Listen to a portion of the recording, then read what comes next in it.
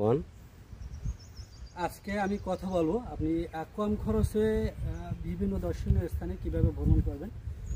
ভ্রমণের জন্য তিনটা বিষয় মাথায় রাখবেন। এক হচ্ছে হোটেল ভাড়া, দর্শনীয় স্থান, 3 নাম্বার হচ্ছে খাবার। তো আপনাদের এই জায়গায় কস্ট কমানোর একমাত্র মাধ্যম হচ্ছে হোটেল।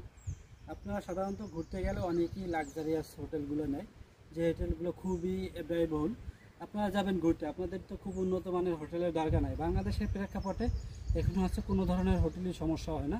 আগে হয়তো নর্মাল কোয়ালিটির হোটেলগুলোতে একটু সমস্যা হতো, কিন্তু বর্তমানের প্রেক্ষাপটে কোনো হোটেলের সমস্যা হয় না। আপনি যে থাকার মতো জায়গা পাইলে হচ্ছে। যাদের বাজেট কম তারা হচ্ছে হোটেলের ভাড়াটা কমাবেন, যে 5-10 হাজার টাকায় হোটেল নেওয়ার কোনো দরকার নাই। প্রতিটা দর্শনীয় স্থান যাবেন আপনি 1000 টাকা, 800 টাকা, 700 টাকায় রুম পাবেন। তো নর্মাল একটা হোটেল নেবেন, কারণ আপনার মূল টার্গেট হচ্ছে কিন্তু আপনি ঘুরতে গেছেন। এক্সাম্পল হিসাবে আমার বাসা হচ্ছে কুয়াকাটা, আমি ঘুরতে যাব কোথায়? চট্টগ্রামে আমার এই জায়গা থেকে যাওয়ার ভাড়া হচ্ছে 1500 টাকা। এখন হচ্ছে আমি 1500 টাকা দিয়ে বাস ভাড়া দিয়ে গেলাম, আসার সময় 1500 টাকা দিয়ে আসলাম, 3000 টাকা গেল বাস ভাড়া। কিন্তু আমি যদি ওই জায়গায় যাইয়া একটা হোটেল নিই উন্নত মানের, তো সেক্ষেত্রে কি হোটেলের ভাড়া 10,000 টাকা। তো সেক্ষেত্রে কিন্তু আমার হোটেলের ভাড়া এবং বাস ভাড়াই চলে গেল। আমি এত দূর থেকে চট্টগ্রামে গেছি, সেক্ষেত্রে করণীয় কী? সেক্ষেত্রে হচ্ছে আমি একটা মোটামুটি হোটেল নিব থাকার মতো, এবং খাবারটা আমরা তো সবসময় ভালো খাই, উন্নত মানের খাবার খাই। খাবারটাও খুব ব্যয়বহুল বা খুব উন্নত মানের খাবার খাওয়ার দরকার নাই। মোটামুটি আশেপাশে যে ছোটো রেস্টুরেন্টগুলো থাকে, রেস্টুরেন্টগুলো থেকে মোটামুটি খাইয়ে নিব পেট চালানোর মতো। 3 নাম্বার হচ্ছে আপনার মূল ফোকাস থাকবে যে আপনি হচ্ছে একটা জায়গায় আসছেন, ওই জায়গার কোনোটা জায়গা বাদ থাকবে না।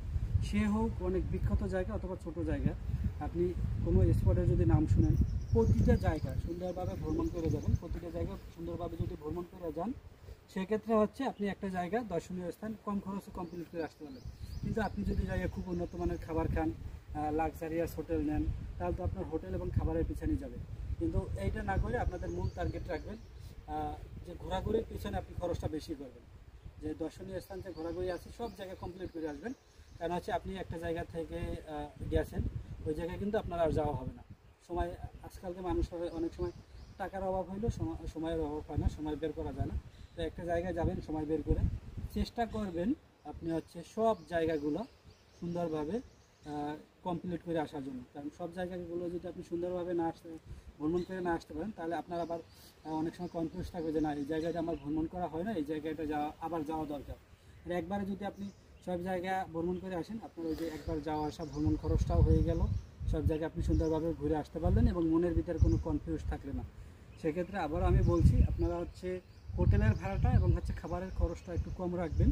আপনারা খরচটা বেশি করবেন দর্শনীয় স্থানের পিছনে, আপনি হচ্ছে খরচটা বেশি ব্যয় খরচ করবেন, যাতে সব জায়গাগুলো আপনি সুন্দরভাবে ভ্রমণ করে আসতে পারেন। আজকের মতো বিদায় নিচ্ছি। সবাই ভালো থাকবেন, আবারও দেখা হবে নেক্সট কোনো ভ্রমণের টপিক নিয়ে।